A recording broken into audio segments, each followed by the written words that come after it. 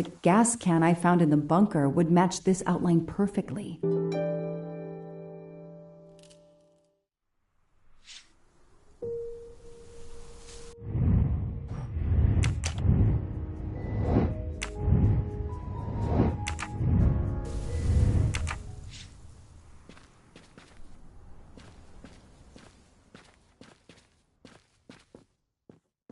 Footprints. Forensics had to... A forensics evidence identification. 3/8/92. Oh, when the poor deer was killed. Duct tape to silence Daisy's screams. Damn it, Daisy. I will find whoever did this to you.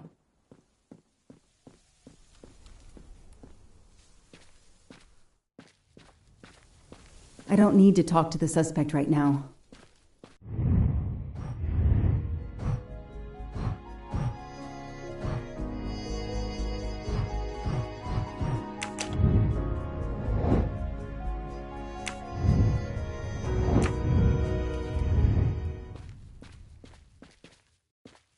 I don't need to talk to the suspect right now.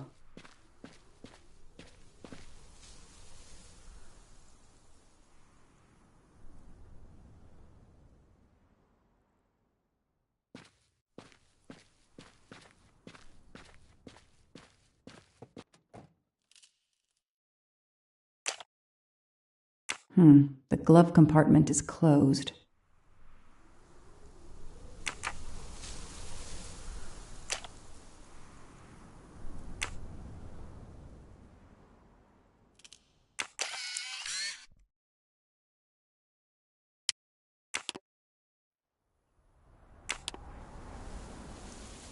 Candid photos of the entire Armstrong family. A reporter just doing his job. Or something else?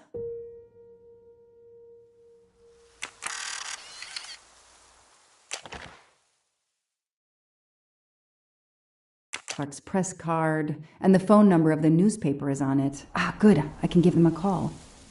Clark's press card, and the phone number of the newspaper is on it. Ah, good. I can give him a call.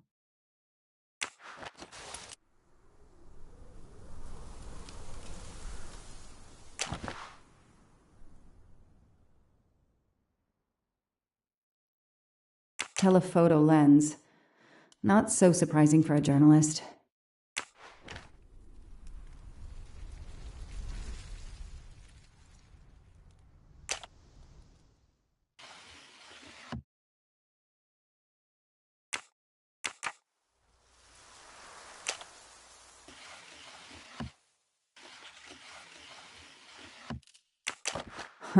Car keys in the sun visor. A classic hiding place. Well, at least on TV.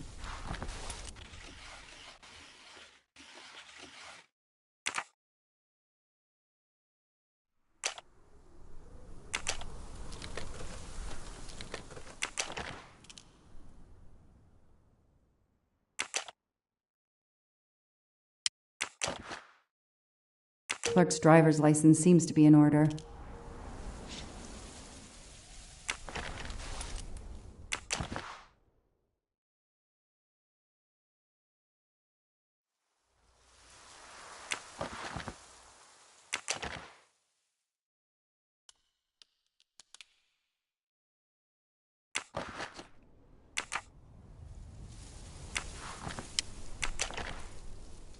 The vehicle registration is not in the name of Michael Clark or a rental company.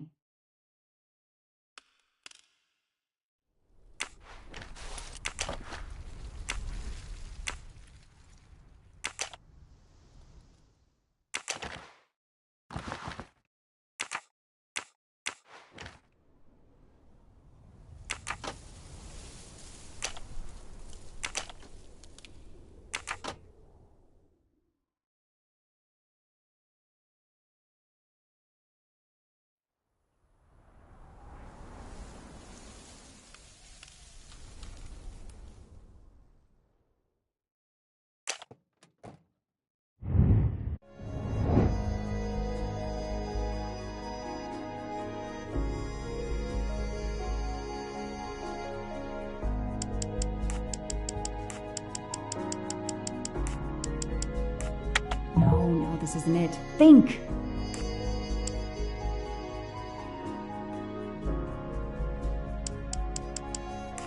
Come on, Joanna. That's a rookie mistake.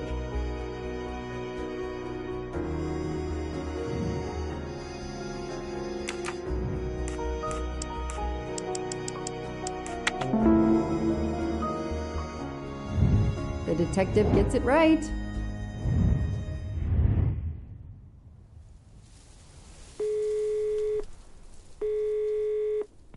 Hi, I'm Detective Joanna Locke, Berkshire Police. I'd like to speak to an editor, please. One moment, please. Hello, Detective Locke? This is Abby Wilson. I'm a senior editor. What can I do for you? Does a man named Michael Clark work for you? Yes, he does. Why?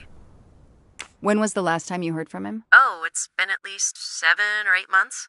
That's not unusual. He works in the field? Yes, Michael Clark is what we call a stringer. He works as a freelancer, comes up with a story we can use, we pay him, then we don't hear from him again for several months.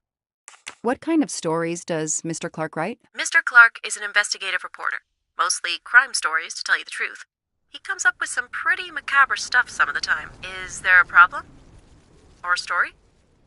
Do you remember what the last case he investigated was? It was a murder case. The victim was a millionaire named James Miller. He was called the Frozen Fish King of Gloucester, Massachusetts. His body turned up in one of his nets. Or, rather, most of it did. Ah, well, thank you, Ms. Wilson. You've been a great help to me. Pleasure. I hope he's not in trouble. He can be a little pushy, but he's a good guy overall. So what's he working on now, Detective? Are you sitting on a story? Thanks again.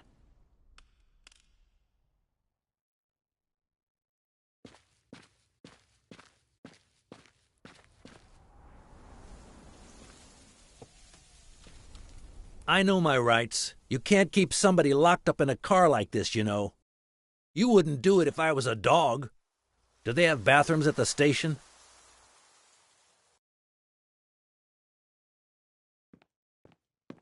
I have the right to make a phone call, Detective whatever your name is. That phone is an outside line.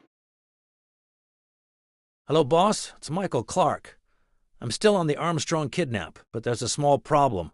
I got caught being someplace I shouldn't be. I'm at the police station. No, I'm not under arrest. Just questioning. Fire me.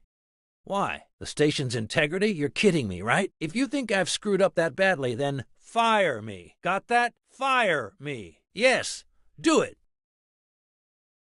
That didn't go well. I think I got my point across. What happens now? Go ahead. Then we'll have a chat.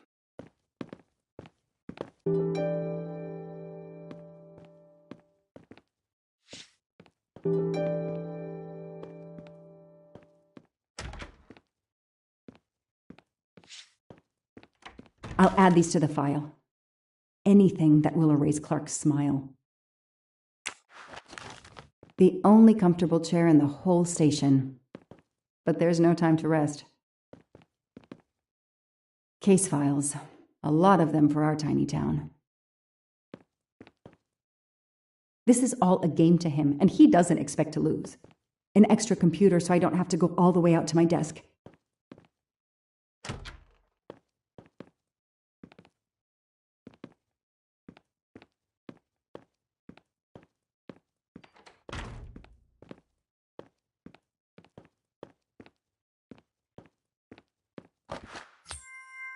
A gold mustache. Thank you very much.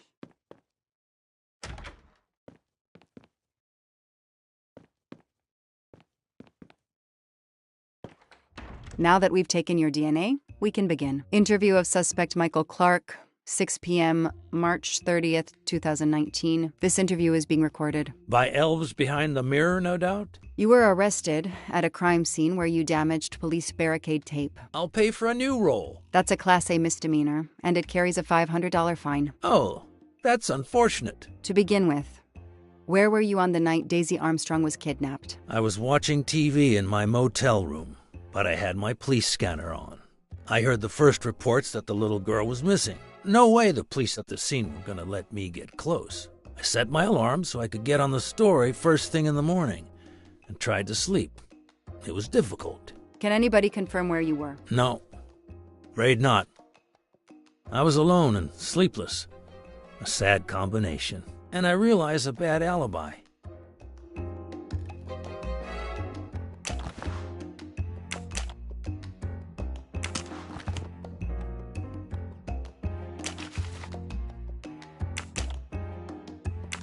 Let's move on to the gas cans and what we found in your pockets when you were brought in here today. That sounds exciting.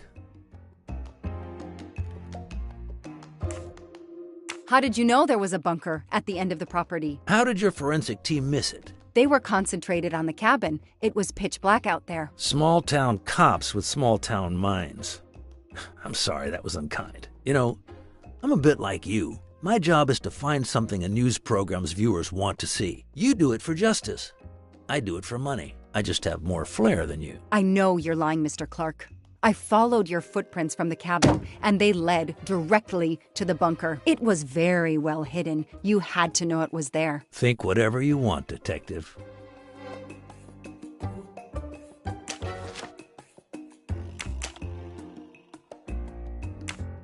Let's start with why you went to the cabin. If the police were interested in it, I was interested in it. How did you find the cabin? Police radio. I heard the forensic team getting directions. Then, when they finally left the scene late this morning, I jumped in my pickup and hurried on up the mountain. You tore the tape at the entrance to the property and stomped all over the house. This constitutes a serious violation of a crime scene, Mr. Clark. I'm aware of that. I'm sorry. I'll pay the fine. But I got carried away. It isn't often I get a crime scene all to myself. He's enjoying himself. I need to throw him off balance somehow. Surprise him into making an error. Explain to me again how you got to the crime scene. I listened in on the police radio frequency.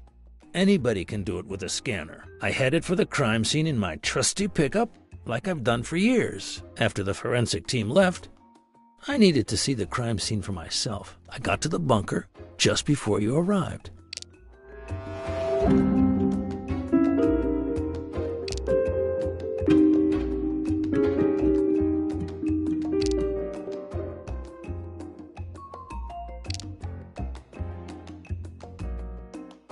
It won't be easy to prove he's lying. Find some evidence. You said you've been driving that pickup for years? You heard right. Thanks to it, I never miss a story. You say you've been using your pickup for years, but the title certificate is not in your name. The truck belongs to somebody named Stephen Baker. Okay, I don't get why the pickup is so important to you, but I guess my ego made me say that. Yeah, the pickup was lent to me by a friend. I couldn't afford it even with a loan. I think you stole it, Mr. Clark. You needed a pickup like that for our mountain roads, so you stole that one. Try proving it. But while you run off on some wild goose chase, you can't hold me.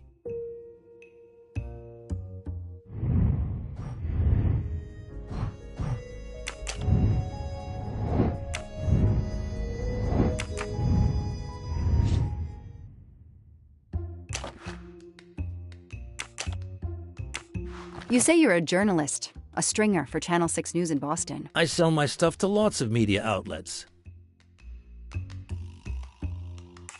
Your camera was in your pickup. You didn't want to take pictures of the crime scene? I like to get the lay of the land. Once I see the story I want to tell, then I start documenting it. I don't know any journalist who works a case without their camera close at hand. He thinks he's invincible. I need to play his ego. That's the key. What are you doing in the Berkshires? And what is your connection to the Armstrong case? For the past few months, I've been working on a big case. Boston 6 News was looking forward to my next story. The Armstrongs have been on my list of potential targets for a long time. I changed gears when Daisy was kidnapped and started investigating the Armstrongs.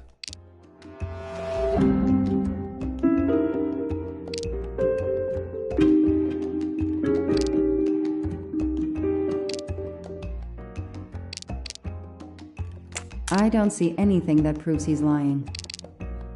It won't be easy to prove he's... So you just stumbled on a major kidnapping story during your stay in the Berkshires? Yeah, I was researching PCBs in the river for crying out loud. Then, wow, the Armstrongs. That's not a Science Sunday report. That's a lead. Sometimes you just get lucky. Your camera in the pickup. There were photos of Daisy from before she was kidnapped. The Armstrongs are a famous family, like the Kennedys or Hollywood couples. Gossip sites love them. People want to see how they live. I started out just stealing candid shots. Paparazzi live on getting that one exclusive shot. Steamy, intimate, whatever. Then when the kidnapping happened, I realized I was here first. What an opportunity. And I jumped at it. You have an answer for everything. You're not very good at this, are you? How long have you been on the job? Long enough to put you away for life. If you killed that little girl. I know that Clark is lying. I need to reconstruct the whole sequence of events in order to understand what happened.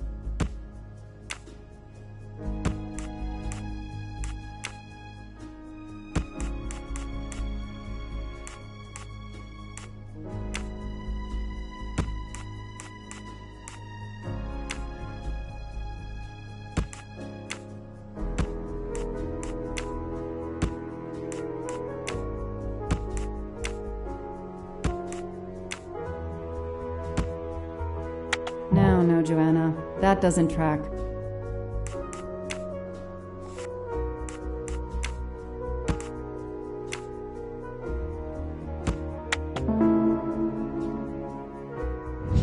Hey, I'm a pretty good detective after all.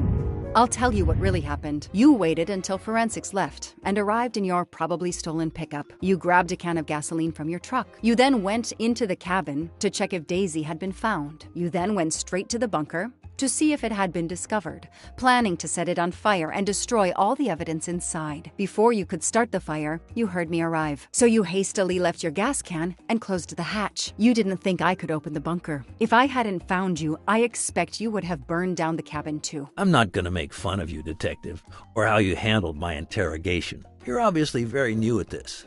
I swear I'm telling the truth. I didn't know the bunker was there until the moment you showed up. I seem to have trumped your entire police force. When I get the DNA results from the bunker, we'll continue this conversation. You have no concrete evidence against me whatsoever. The lab results will be in soon. You won't get away with this. See that call? That's your arrest warrant and a one-way ticket to prison. I'll be right back.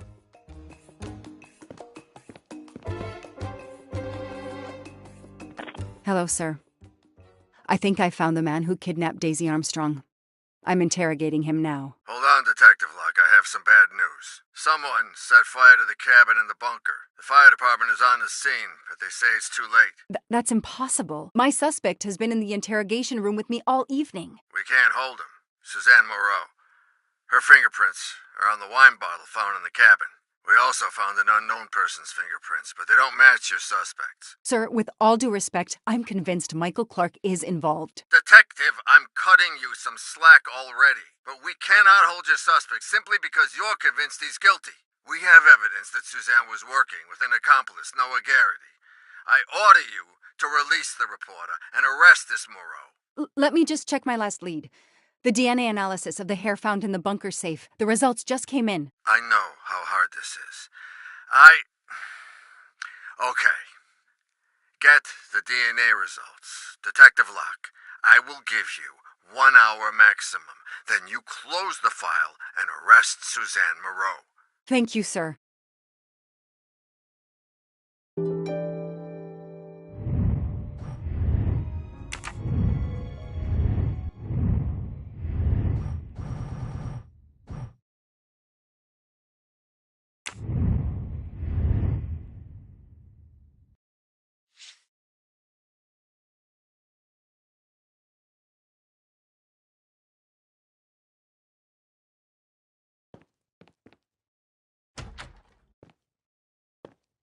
Who did you call earlier? An editor from the Boston 6 News. An editor you repeatedly said should fire you. That was your accomplice, wasn't it?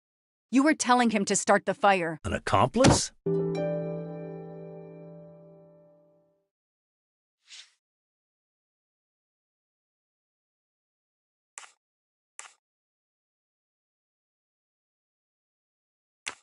I know it was Noah you called. I'm saying nothing more without the presence of my lawyer. Stay right where you are. I'm not done with you yet. Wow.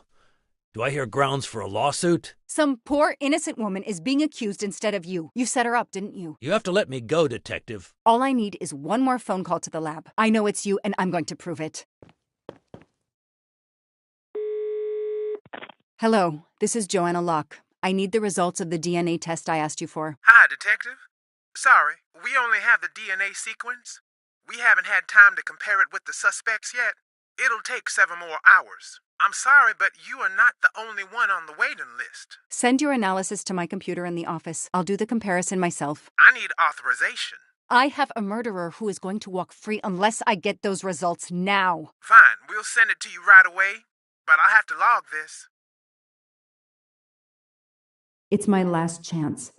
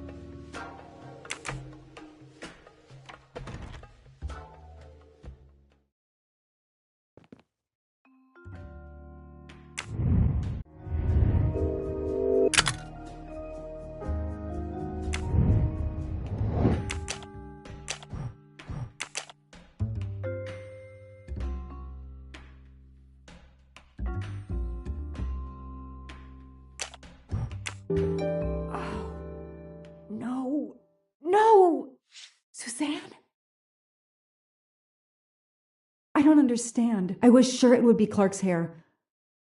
I'll have to let him go.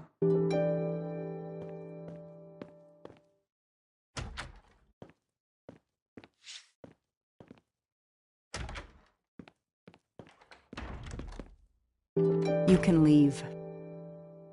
Sorry it didn't work out for you, Detective. Maybe you should consider a career change. We are not done. Oh, but we are, my dear. We are done. I had no choice but to return to the Armstrong house to arrest Suzanne Moreau.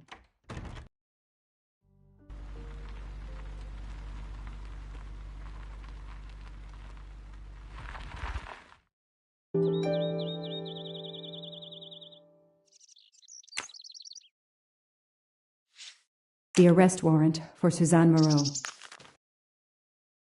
Suzanne was set up by Clark and Noah. They are the kidnappers, but I'm not giving up. When Suzanne comes up for trial, I will fight for her defense. But for now, the district attorney is in charge. If I want to stay a detective, he always has the last word.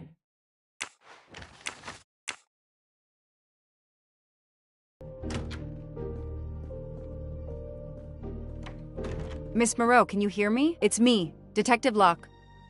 You must get up now. Miss Moreau? Miss Moreau, can you hear me? Suzanne Moreau is dead. There are no traces of blows or injuries on her body. She doesn't seem to have defended herself from anyone.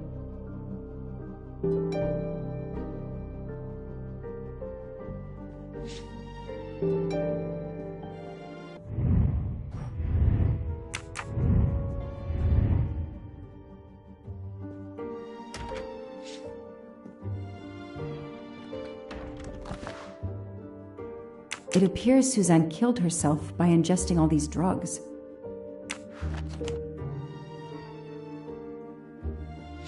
Suzanne's diary is missing.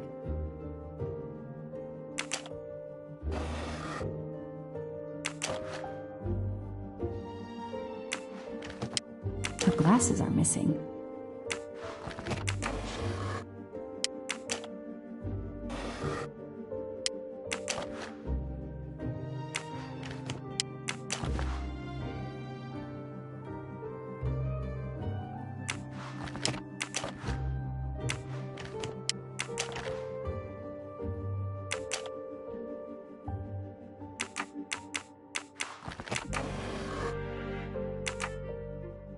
Suzanne's diary is missing.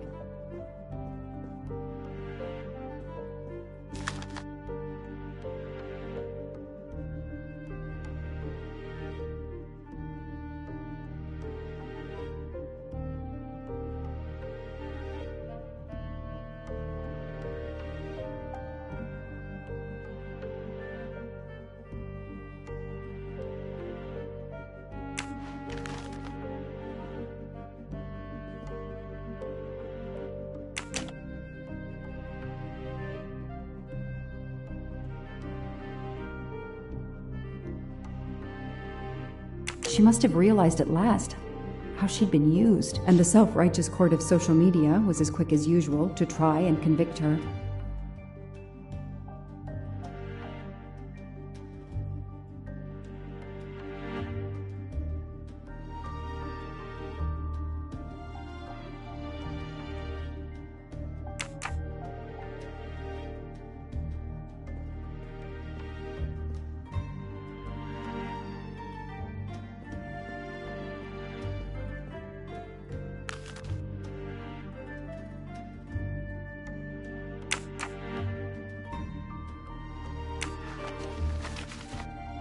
Suzanne was telling the truth about her mother.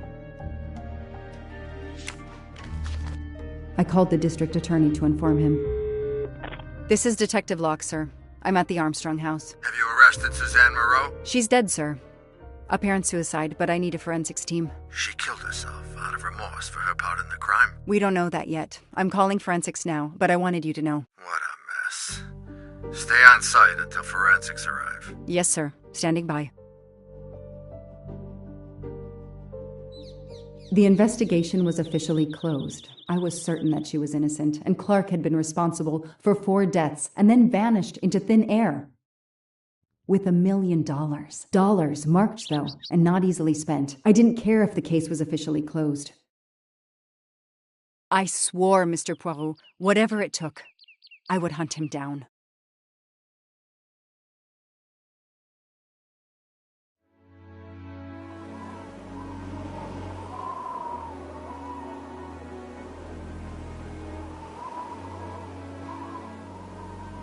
I waited for the forensics team, then went into the station to write my report. I was officially off the case. Thank you, mademoiselle.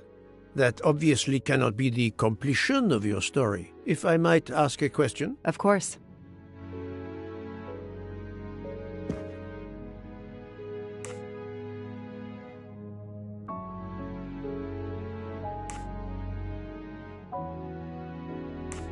Michael Clark, the reporter. He was Ratchet? Absolutely. I was the only law enforcement official to question Clark. I knew this wasn't his first kidnapping. You looked for similar cases. What do you Americans call the MMOs? Means, motive, and opportunity. Yes, I looked for someone in plain sight. Someone on the edge of a kidnapping case. Someone in plain view, keeping track of the investigations. An innocent witness, a concerned neighbor, even another reporter. And eventually you found a name behind an alias. Yes, I found a name. Cassetti, the real name. The real name of the man you call Ratchet is Cassetti. This explains much, mademoiselle, but not all. It explains why she is our #1 suspect. But not how she came to be on this train. Attends, she has grown pale. I don't know what's wrong with me. Excuse me, Mr. Poirot. I don't feel very well. You are exhausted and still feeling the effects of the drug. Stay with us, mademoiselle. One more effort. I need to know your recent movements. I snuck aboard the train. This I observed. You came directly to this room? Yes, and other than a couple of careful trips to the ladies yesterday, I never left this room. I didn't want to be spotted by Ratchet. Yesterday, I chatted with my roommate, Miss Schmidt, I think, here in our room. She brought me some dinner. I got very sleepy and nodded off. And now she nods off again. Is this a joke? She must be faking so we can't interrogate her further, Poirot. No, Book. She really seems to have fallen asleep again. It is my fault. She must have been given a dangerous dose of sleeping pills last night. The effects should wear off soon, I hope, but I am afraid asking her to tell us her story was too much for her. Pinch her, Poirot. She's faking. Her eyes are dilated. She is not faking, and there will be no pinching. Dr. Constantine, please stay with her. Monsieur Book, ask the other passengers to gather in the dining car. There are still many questions I need to ask. But all of them together? Won't someone overhear you questioning the others? I will speak softly because I am trained to do so. They will speak softly because they want to. Very well. I will do as you say.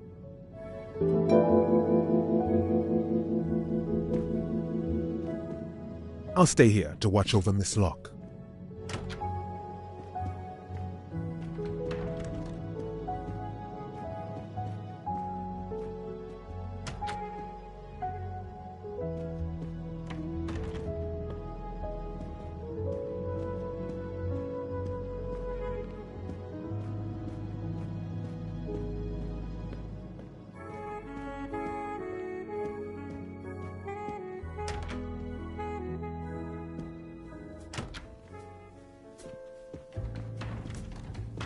I hope we will be leaving soon.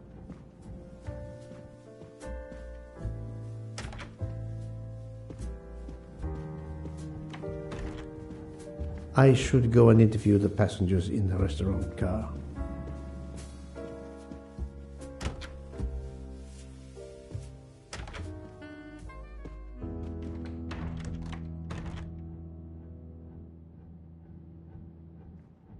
The passengers who agreed to come and talk to you are assembled, Poirot. Mr. Masterman is already here to answer your questions. Perfect. Thank you, my friend.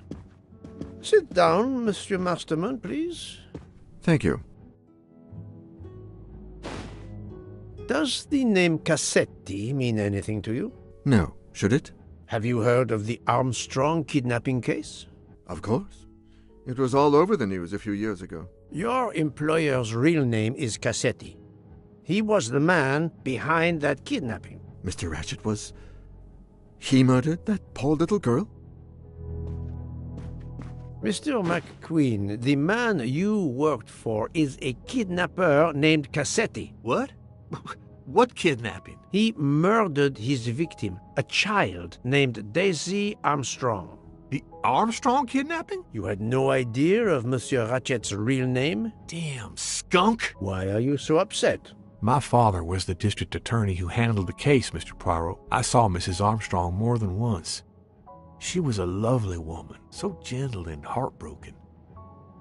If ever a man deserved what he got, Ratchet, or Cassetti, is the man. He didn't deserve to live. Madame Olson, have you heard of the Daisy Armstrong case? No, I've never heard of it. It was only 2 years ago. It was famous. Maybe so, but it was not famous in Spain, where I have been helping the refugees from Africa. You've never heard the name Daisy Armstrong? No, never. Daisy Armstrong? No. No. No! No. Yes. It was all over the English tabloids before I went to Jordan. A horrific crime that claimed the lives of an entire family and their wrongfully accused nanny. That's right, isn't it? Quite so. I thought the culprit had been punished. Some might say that the culprit was punished last night. Oh, my heavens. May I ask you a few more questions? Yes, of course. You read about the crime, as you said, in the tabloids. Yes, that's right. For weeks, news of the royal family was eclipsed. Have you ever been to the United States, mademoiselle? No, never. Jordan was really my first trip abroad. You were in Jordan? Yes, I was an English tutor there to the children of a high official. Until recently. What is your relationship to Captain Arbuthnot? Who? A former soldier traveling with us. You must have met him. Ah, yes, I met him on the platform in Istanbul. We only had a brief exchange of pleasantries, nothing more. British Reserve and all that. Ah, the British Reserve. Yes, with this I am familiar.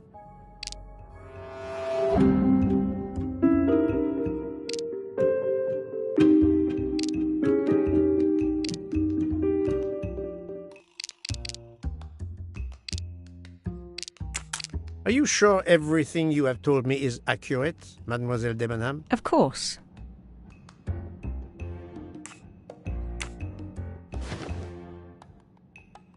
Mademoiselle, I know that you met Captain Arbuthnot at the Tocatlian Hotel. You were spying on me? I am very attentive to my surroundings. It helps in my profession. Well, it's your word against mine. I had occasion to be of some assistance in recovering Captain Arbuthnot's train ticket. While searching his room, I also discovered one of your earrings. Whatever your relationship may be to the good captain, I doubt it has anything to do with British Reserve. You will not tell me your secret, mademoiselle? I can't. I don't know what you mean. Poirot, Miss Debenham's got nothing to do with this business. Nothing. Do you hear?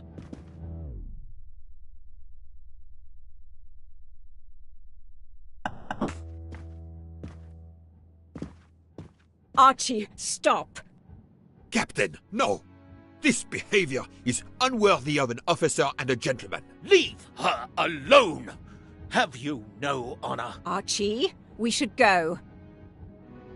Captain Arbuthnot, I am certain you are a brave soldier, but you are a poor actor. The truth is that your relationship with Miss Debenham is beyond doubt, Captain. Your reaction was apparently that of a man trying to protect the woman he loves. I might understand that if your relationship was some cleverly disguised secret, but it is not. You make puppy dog eyes at one another at every opportunity. You cannot hide your love. Everybody knows. I advise you to stop with your accusations, Mr. Poirot.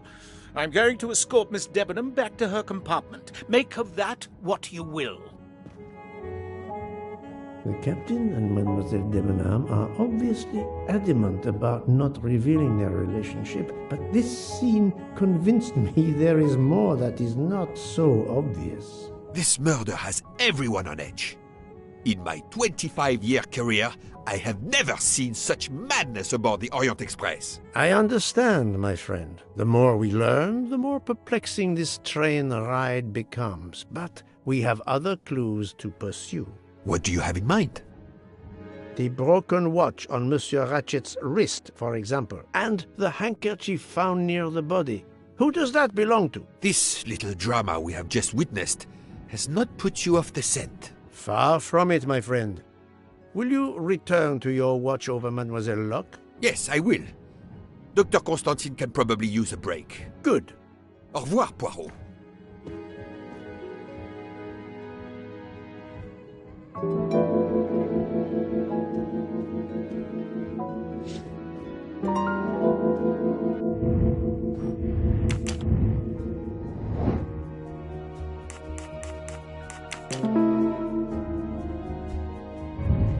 That was easy.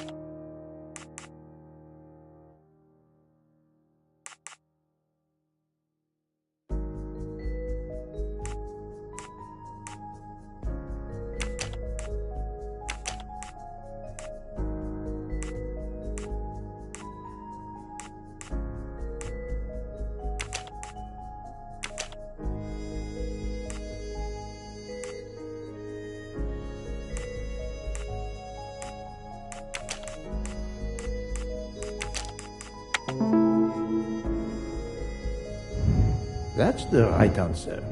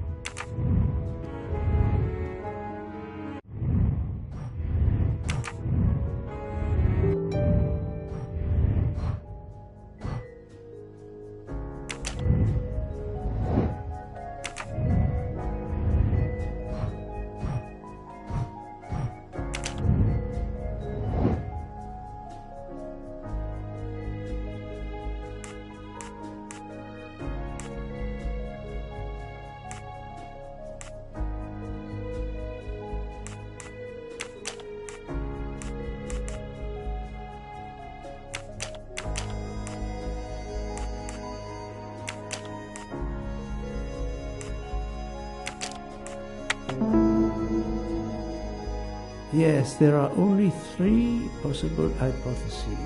The watch has been tampered with, or it is out of adjustment, or it indicates the time of the murder. I shall explore these last 2 possibilities before reaching any conclusions. If the watch is out of adjustment, it may be broken. There may also be another reason related directly to Ratchet. Maybe the watch is sent to another time zone.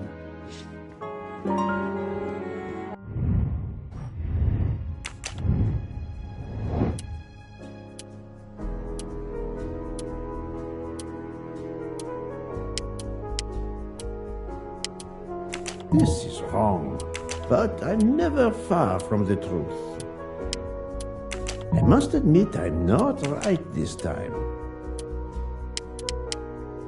I do not think that's the right answer.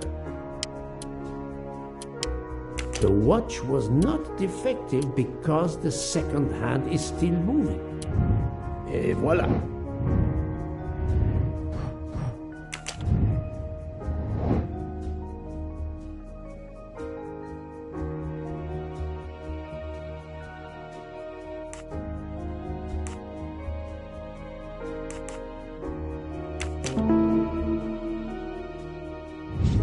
That's the right answer.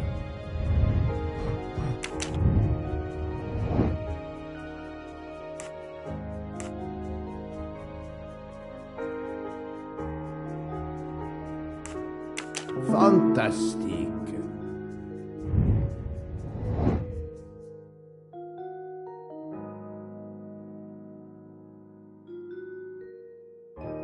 Brilliant. If this theory is correct, then the murder took place at 12:15 a.m.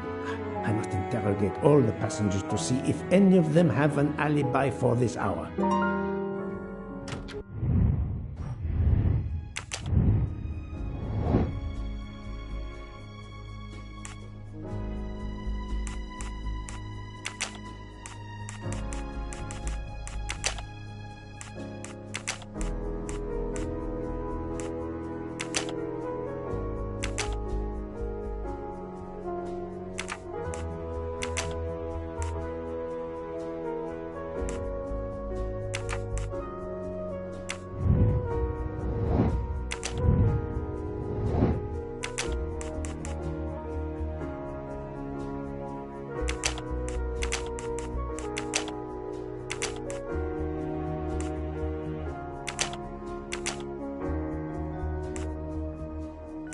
Think, Poirot. That is not a good answer.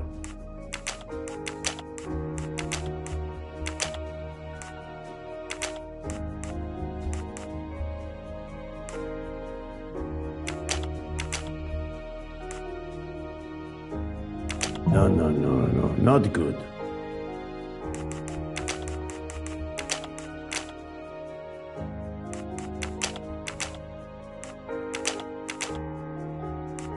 This is wrong, but I'm never far from the truth.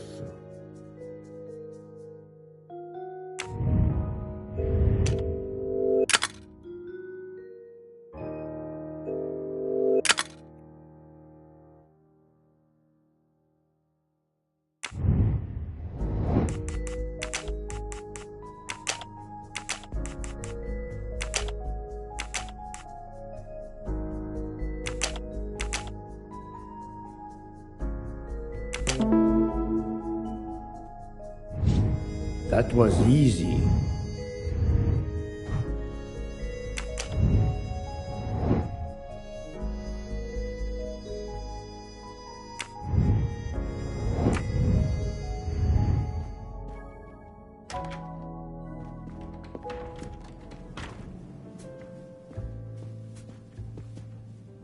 Monsieur Foscarelli, I would like to ask you a few questions, if you allow me. Ah, Signore Poirot, is it? I was wondering when you'd get around to me. Unfortunately, you find me on a mission of mercy. Hello, Monsieur Poirot.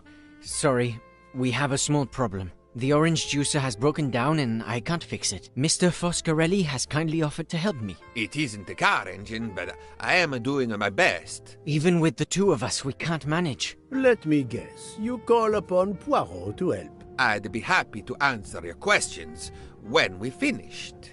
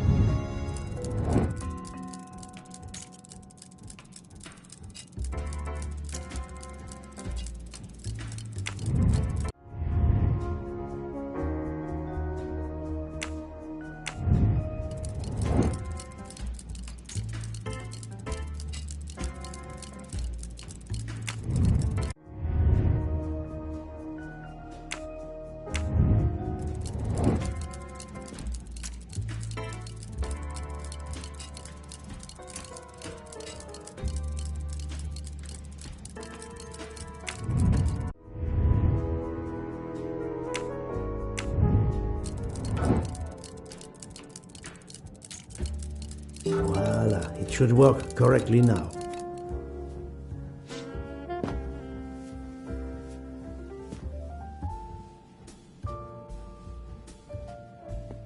Bravo! I should stick to automobiles. Well, now we can talk calmly.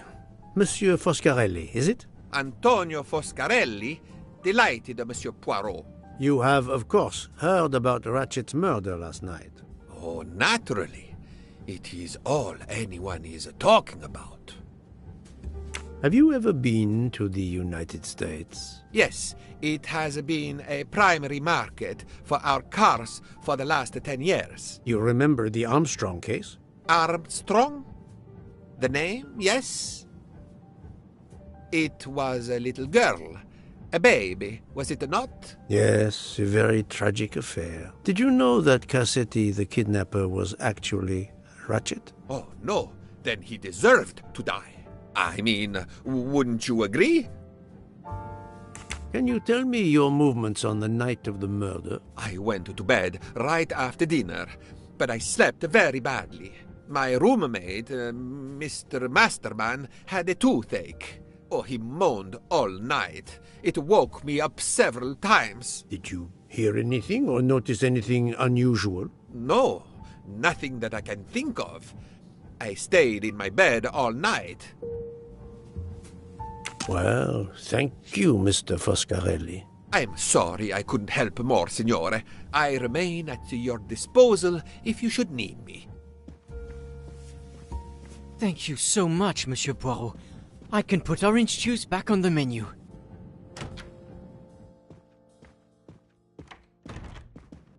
Enchanté, mademoiselle. You are Hildegard Schmidt? I am, Jawohl. And you, I know, are Herr Poirot. Correct. May I ask you for a few minutes of your time to answer a few questions? With pleasure, but first may I ask for your help? Why does this not surprise me? I don't know. I am at your service, Fraulein. My mistress, Princess Dragomirov, has asked me to open this traditional Matryoshka doll. There is a trinket inside she must retrieve. Madame, in my experience, each Russian nesting doll simply pulls apart to reveal the next one inside. Indeed. Yet try it for yourself. As you wish. Ah, you are a gentleman.